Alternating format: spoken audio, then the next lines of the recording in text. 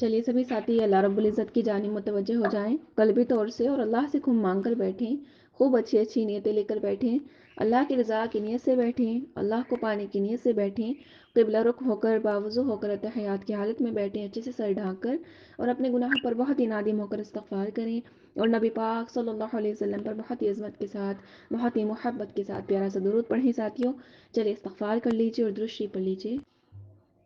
جی ساتھیوں، آج کا ہمارا ٹاپک رہے گا انشاءاللہ سحری اور افطاری کی فضیلت، ٹھیک ہے، الحمدللہ۔ چلیے سٹارٹ کرتے ہیں۔ نحمدہ ونصلی علی رسولہ الکریم، اما بعد، فاعوذ باللہ من الشیطان الرجیم، بسم اللہ الرحمن الرحیم۔ حضرت انس رضی اللہ عنہ سے روایت ہے کہ رسول اللہ صلی اللہ علیہ وسلم نے ارشاد فرمایا کہ سحری کھایا کرو، کیونکہ سحری میں برکت ہے، الحمدللہ، ٹھیک ہے، سحری کھایا کرو کیونکہ سحری میں برکت ہے۔ مسند احمد میں حضرت ابو سعید خدری رضی اللہ عنہ سے رسول اللہ صلی اللہ علیہ وسلم کا یہ ارشاد مروی ہے کہ سحری میں برکت ہے، اسے ہرگز نہ چھوڑو، ٹھیک ہے، کیا ہے، سحری میں برکت ہے، اسے ہرگز نہ چھوڑو۔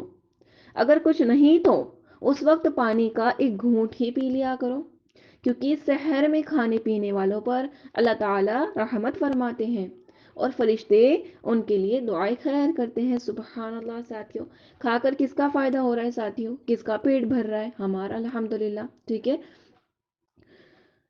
اور کیا ہو رہا ہے کہ اللہ تعالیٰ رحمت فرما رہے ہیں ساتھیوں، الحمدللہ، کتنی پیاری بات ہے، اور فرشتے اس کے لیے دعائیں خیر، یعنی خیر کی دعا کرتے ہیں، الحمدللہ۔ حضرت عمرو بن العاص رضی اللہ عنہ سے روایت ہے کہ رسول اللہ صلی اللہ علیہ وسلم نے ارشاد فرمایا، ہمارے اور اہل کتاب کے روزوں کے درمیان فرق کرنے والی چیز سحری کھانا ہے، ٹھیک ہے، جو اہل کتاب ہے، ٹھیک ہے، ان کے روزوں کے درمیان فرق کرنے والی کیا چیز ہے ساتھیوں؟ سحری کھانا، ٹھیک ہے، الحمدللہ، ہمارے اور ان کے درمیان سحری کھانا جب ہم کھائیں گے تو فرق کرے گی یہ چیز، ٹھیک ہے، ہم اہل کتاب میں سے نہیں ہوں گے انشاءاللہ۔ حضور صلی اللہ علیہ وسلم کا ارشاد ہے کہ خود حق تعالی شانو اور اس کے فرشتے سحری کھانے والوں پر رحمت نازل فرماتے ہیں، سبحان اللہ۔ حق تعالی شانو اور سحری کھانے والوں پر فرشتے بھی رحمت نازل فرماتے ہیں، الحمدللہ۔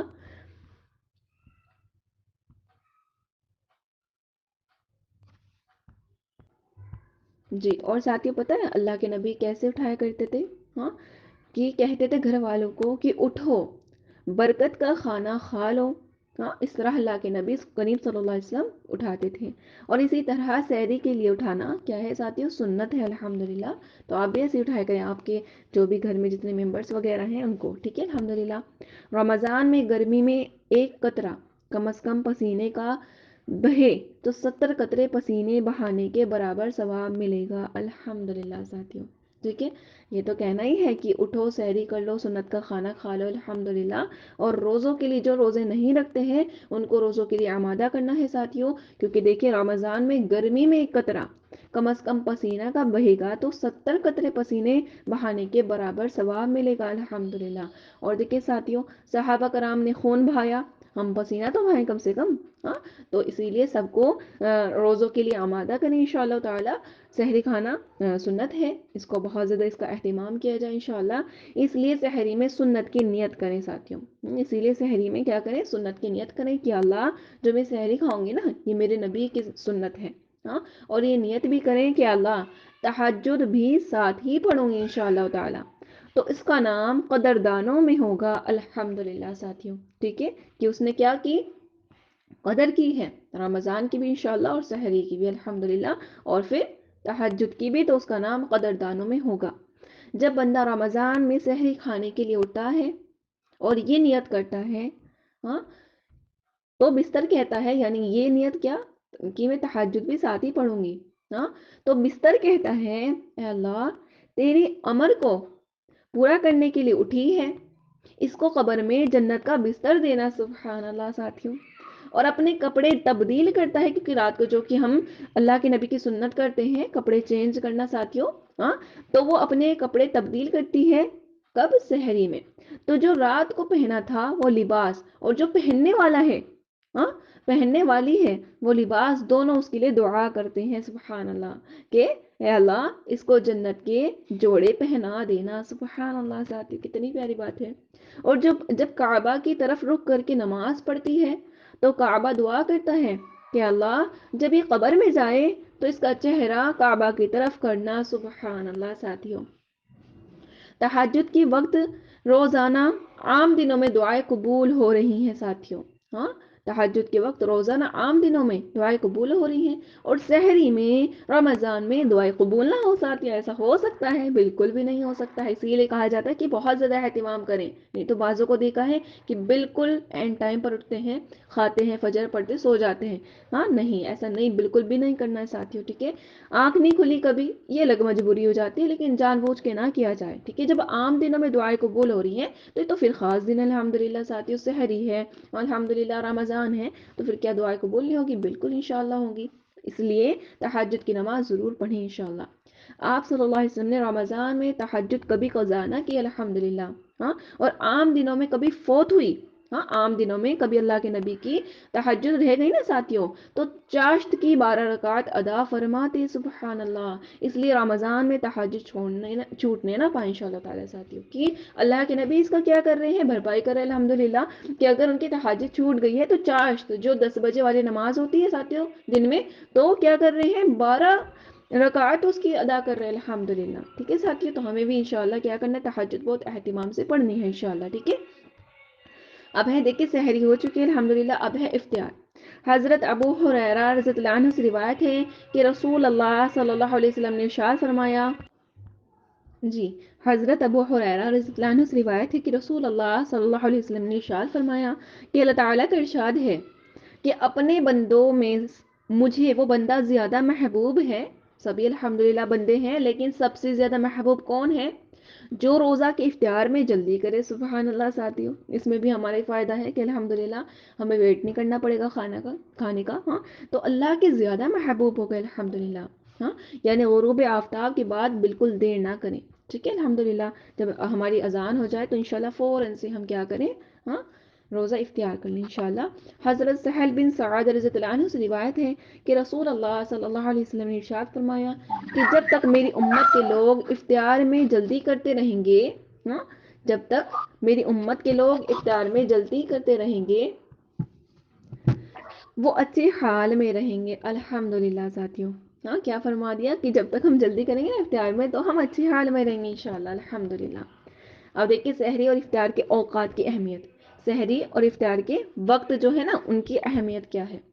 اللہ تبارک و تعالی رمضان میں سحری اور افطاری کے تمام دعاؤں کو ضرور قبول فرماتے ہیں الحمدللہ ساتھیوں۔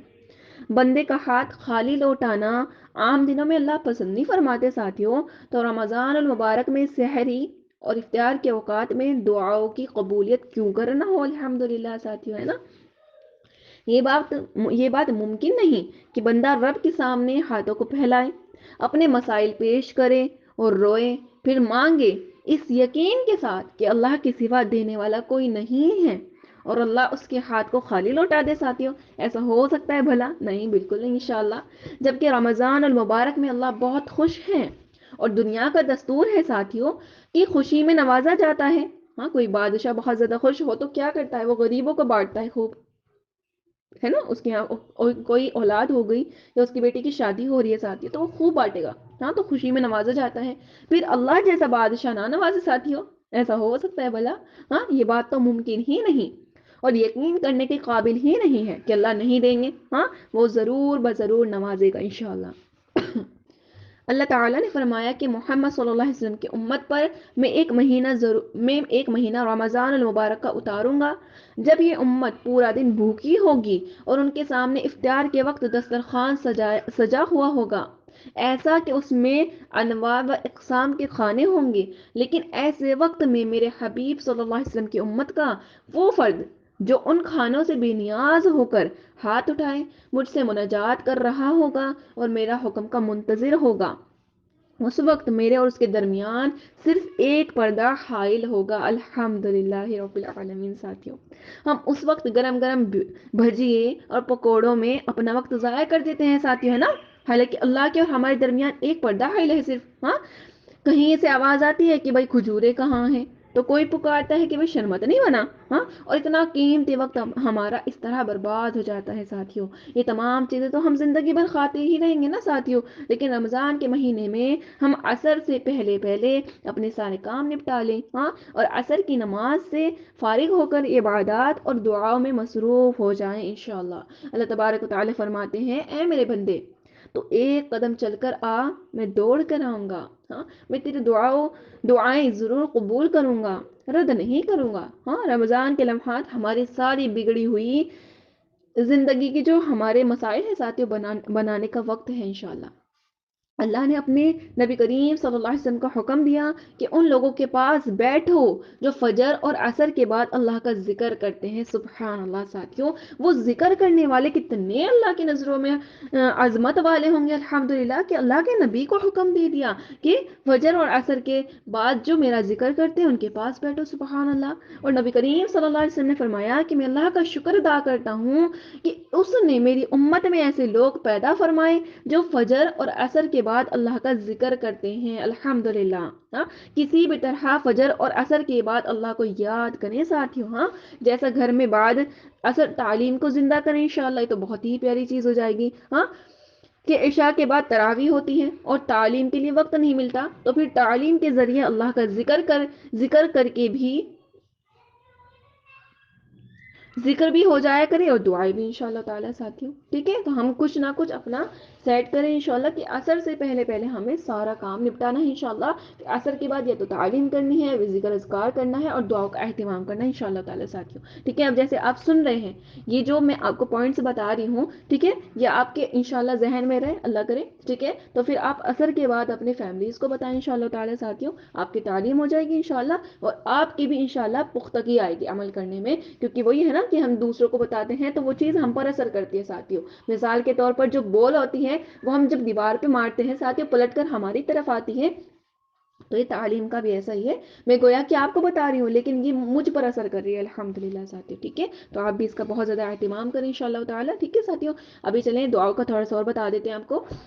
قرآن کریم میں اللہ تعالیٰ فرما رہے ہیں تم لوگوں کی بھلائی کے لیے بھیجے گئے ہو. ٹھیک ہے الحمدللہ ساتھیوں، لیکن ہم عمل سے دکھا رہے ہیں کہ نبی صلی اللہ علیہ وسلم کی امت یتیم ہے. ہم خود غرض ہو گئے ساتھیوں.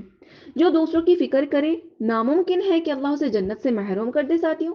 ہاں، ہم لوگوں کو دکھا رہے ہیں ہم کہ یتیم امت ہے، حالانکہ الحمدللہ ٹھیک ہے ہم یتیم امت ہے، لیکن اللہ کے نبی نے کیا کہا تھا ان ٹائم پر کہ میں تو جا رہا ہوں لیکن اب دین کا کام تم خود کرو گے. لیکن ہم تو یہاں خود غرض ہو گئے ساتھیوں. ہم مانگتے ہیں تو صرف اپنے لیے اپنے لیے اپنے لیے صرف. ہاں، اور اوروں کی فکر نہیں کرتے بالکل بھی. ہم خود غرض ہو گئے ہیں. اور ساتھیوں اگر ہم خود غرضی نہیں کریں، دوسروں کی فکر کریں گے انشاءاللہ تو ناممکن ہے کہ اللہ اسے جنت سے محروم کر دے. اللہ پہلے اسے جہنم سے رہائی عطا کریں گے. جو امت کو اللہ سے ملانے کی فکر میں جیے اللہ پہلے ان کو ہی ملتے ہیں الحمدللہ. ہاں، تو ساتھی پھر ملائیں. ہاں، ہم تو اپنی عبادتوں میں محو ہیں. صحابہ کرام دیکھیں خون بہا بہا کر نہ تھکے ساتھیوں، اور ہم آنسو بھی نہ بہا سکیں.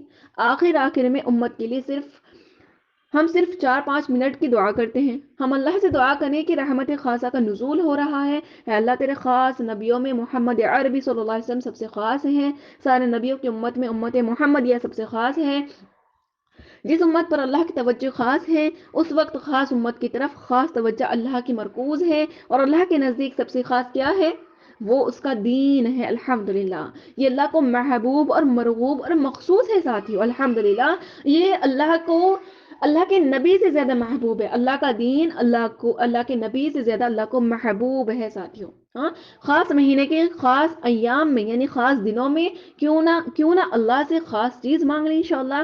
کہیں کہ اللہ ایک تو ہی خاص ہے. ہاں، کیا خاص انعامات ہوں گے جو تو نے اعلان عام سنایا. ہاں، دیکھو خاص رحمت کا نزول ہو رہا ہے. جس کو رحمت خاصہ حاصل ہو اس کی دنیا اور آخرت کے مسائل حل ہو جائیں گے انشاءاللہ. ہاں، صحابہ کرام نے دین کو پایا اور سب سے بلند مقام پر پہنچ گئے. ان جیسا نہ جینا آیا. ان پر تو ہم ساتھی اور رشک کہا کر ہی مر جائیں گے. ہاں، ہم کیا حیثیت رکھتے ہیں کہ صحابہ کرام سے نظریں ملا سکیں ساتھیوں؟ اے اللہ ہم کہیں اے اللہ تیری ذات کی طرف نظر ہے، تیری نوازشوں کے دریا میں ایسی بڑی رحمت عطا کر جو ذرہ کو آفتاب بنا دے۔ جب تو آگ کو باغ کر سکتا ہے نبیوں کے لیے، تو ہم جیسے بے وفاؤں کو باوفا نہیں بنا سکتا۔ آگ جلانے کے لیے تو کئی مہینے لگے تھے، لیکن اس آگ کو باغ بنانے کے لیے ایک پل بھی نہ لگا۔ اے اللہ تیرے لیے کیا مشکل ہے؟ ہاں، آسمان اور زمینوں میں کوئی چیز خاص اگر اللہ کے لیے ہے تو وہ اس کا دین ہے، اور اپنے حبیب صلی اللہ علیہ وسلم کو خاص دین عطا فرمائے الحمدللہ۔ ساتھیوں تو پھر ہمیں دیکھیں اتنے پیارے اوقات ملے ہوئے ہیں، تو ہم کیا مانگے؟ ہاں، ہم اس امت میں انشاءاللہ تعالی دین کو زندہ کرنے کی ہمت مانگے، اس پوری امت محمدیہ کے لیے مانگے کہ اللہ رحمت خاص جو آپ برسا رہے ہیں سب کو عطا کریں انشاءاللہ۔ تو ان اوقات کا، ان وقت کا ساتھیوں بہت زیادہ فائدہ اٹھایا جائے انشاءاللہ، سب کے لیے مغفرت مانگی جائے، سب کے لیے ہدایت مانگی جائے انشاءاللہ، اور سب کے لیے اللہ کی ہمیشہ کے لیے رضا مانگی جائے انشاءاللہ ساتھیوں۔ تو بہت زیادہ فائدہ اٹھائیں انشاءاللہ تعالی ساتھیوں، ٹھیک ہے انشاءاللہ۔ چلیے ساتھیوں الحمدللہ ہمارا درس کمپلیٹ ہوا، امید کرتی ہوں سبھی ساتھیوں کو سمجھ آ گیا ہوگا۔